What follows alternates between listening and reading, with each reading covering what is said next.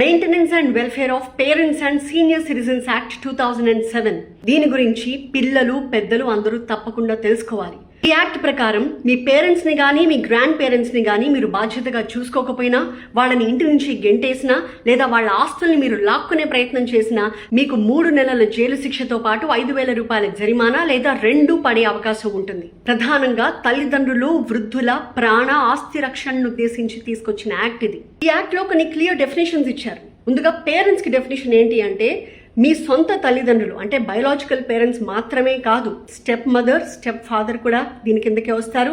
అలాగే కొన్నిసార్లు పిల్లలు దత్తత వెళ్తూ ఉంటారు కదా, అలా ఎవరింటికి వెళ్తారో వాళ్ళ బాగోగులు ఎవరు చూసుకుంటున్నారో వాళ్ళు కూడా సీనియర్ సిటిజన్స్ కాకపోయినా కూడా వీళ్ళందరూ కూడా పేరెంట్స్ కేటగిరీ కిందకే వస్తారు. వాళ్ళని చూసుకోవడం పిల్లల బాధ్యత. మరి పిల్లలు అంటే కొడుకులు కోడళ్ళు, కూతుళ్ళు అల్లుళ్ళు, మనవలు మనవరాళ్ళు. మైనర్స్ మాత్రం దీని కిందకి రారు. మరి కొంతమందికి పిల్లలు ఉండరు కదా, మరి వాళ్ళ విషయంలో ఎవరికైతే వాళ్ళ ఆస్తి వాళ్ళ తదనంతరం చెందుతుందని వీళ్ళు రాసి పెడతారో వాళ్ళకి వీళ్ళు బ్రతికున్నంత కాలం వీళ్ళ బాగోగులు చూసుకోవాల్సిన బాధ్యత ఉంటుంది. అలా చేయకపోతే వాళ్ళు కూడా శిక్షార్హులే అవుతారు.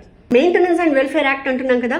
మెయింటెనెన్స్ అంటే ఫుడ్, క్లోతింగ్, షెల్టర్తో పాటుగా వాళ్ళకి ఏమన్నా అనారోగ్యం ఉంటే ఆ మెడికల్ అటెండెన్స్, అలాగే ట్రీట్మెంట్. ఇక వెల్ఫేర్ అంటే సీనియర్ సిటిజన్స్కి అవసరమయ్యే ఆహారం, హెల్త్ కేర్, రిక్రియేషన్ సెంటర్స్, ఇతర అవసరాలు ఏమున్నా అవన్నీ కూడా వాళ్ళ వెల్ఫేర్ కిందకే వస్తుంది. ఈ యాక్ట్ కేవలం మన దేశంలో మాత్రమే కాదు, విదేశాల్లో నివసించే భారతీయులు వాళ్ళ తల్లిదండ్రులకు కూడా వర్తిస్తుంది. రీసెంట్ గా వెలుగు చూసిన ఒక సంఘటన ఈ యాక్ట్ గురించి మళ్ళీ అంతా మాట్లాడుకునేలా చేసింది. హైదరాబాద్ మలక్పేట్ మూసారంబాగ్ లో శకుంతలాబాయి అనే 90 ఏళ్ల వృద్ధురాలికి 2 కొడుకులు 4 కూతుళ్లు. భర్త ఎప్పుడూ చనిపోవడంతో కొడుకుల దగ్గరే ఉంటుంది ఆమె.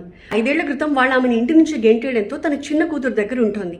అయితే తన ఇంటి నుంచి తననే గెంటేశారు, తనకి న్యాయం చేయండి, తన ఇంటిని తనకి తిరిగి ఇప్పించండి అంటూ ఆమె 2024లో స్థానిక సీనియర్ సిటిజన్స్ అసోసియేషన్ వాళ్లతో కలిసి వెళ్లి హైదరాబాద్ ఆర్డీఓని ఆశ్రయించింది. ఆర్డీఓ ఆ 2 కొడుకుల్ని పిలిపించి వాళ్ళకి కౌన్సిలింగ్ ఇస్తే ఇంటిని తల్లికి అప్పజెప్పేస్తాము అని చెప్పి వాళ్ళు మాటిచ్చారు. కానీ ఎంతకాలమైనా ఆ పని చేయలేదు. దీంతో ఈసారి 48 అవర్స్ డెడ్ లైన్ పెట్టారు. దాన్ని కూడా వాళ్ళు అతిక్రమించడంతో నేరుగా ఇంటికి వెళ్లారు. తీరా చూస్తే వాళ్ళ ఇంట్లో లేరు, ఇంటికి తాళం వేసింది.